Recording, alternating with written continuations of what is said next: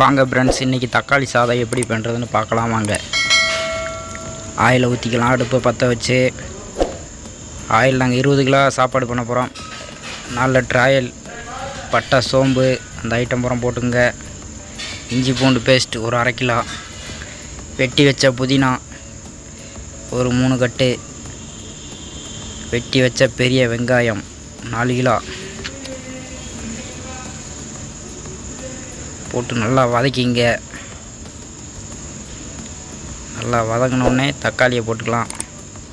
தக்காளி 1 கிலோ அரிசிக்கு 1 கிலோ தக்காளி, மொத்தம் 20 கிலோ தக்காளி போட்டுக்கலாம். 20 கிலோ அரிசிக்கு போட்டு அதுவும் நல்லா வதக்கிங்க.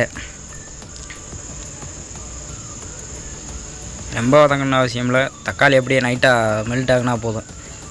நல்லா வதக்கி விட்டு அது மாதிரி தண்ணியை ஊற்றிக்கிங்க. 1 கிலோ அரிசிக்கு 2 லிட்டர் தண்ணி போட்டு கொதிக்க விட்டு அரிசியை போட்டுக்கலாம். அரிசியை நல்லா வடிகட்டி வச்சு தண்ணிலாம் வடிச்சிட்டு போடணும். இப்போ இது கட் பண்ணி தக்காளி சாதனால தண்ணி கொஞ்சம் குறைச்சி ஊற்றிக்கணும். 20 கிலோ அரிசினா 40 லிட்டர் தண்ணி ஊற்றுவோம். தக்காளி தண்ணி இருக்கனால கொஞ்சம் குறைச்சிக்கிற வேண்டியது. ஒரு 4 லிட்ரு குறைச்சி ஊற்றி போட்டுற வேண்டியதுதான். கொதிக்குது.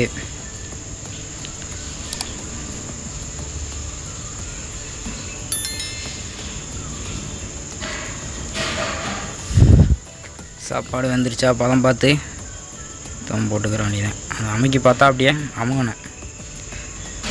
ரொம்ப இதாக கூட லைட்டாக அப்படி டைட்டாக அமுங்கினா அந்த டயத்துக்கு தம் போட்டோம்னா கரெக்டாக இருக்கும். ரொம்ப அமைங்கிருச்சுன்னா குழஞ்சிரும் சாப்பாடு.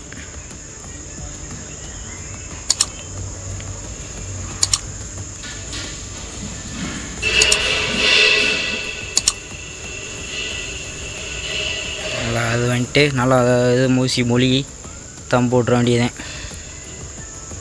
இந்த மாதிரி நல்லா தடவி விட்டு போட்டுருவோம். வெயிட்டை தூக்கி வச்சு ஒரு 1 ஹவர் கழித்து சாப்பாடை உடச்சி பார்க்கலாம்.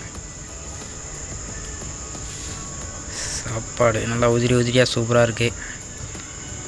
தாளிப்பில் கொஞ்சம் பச்சை மிளகாயும் போட்டுக்குங்க. ஒரு கை பச்சை மிளகா அப்படியே வெட்டாமல் முழுசாக போட்டால் அது ஒரு காரத்துக்கு ஒரு டேஸ்ட் நல்லாயிருக்கும்.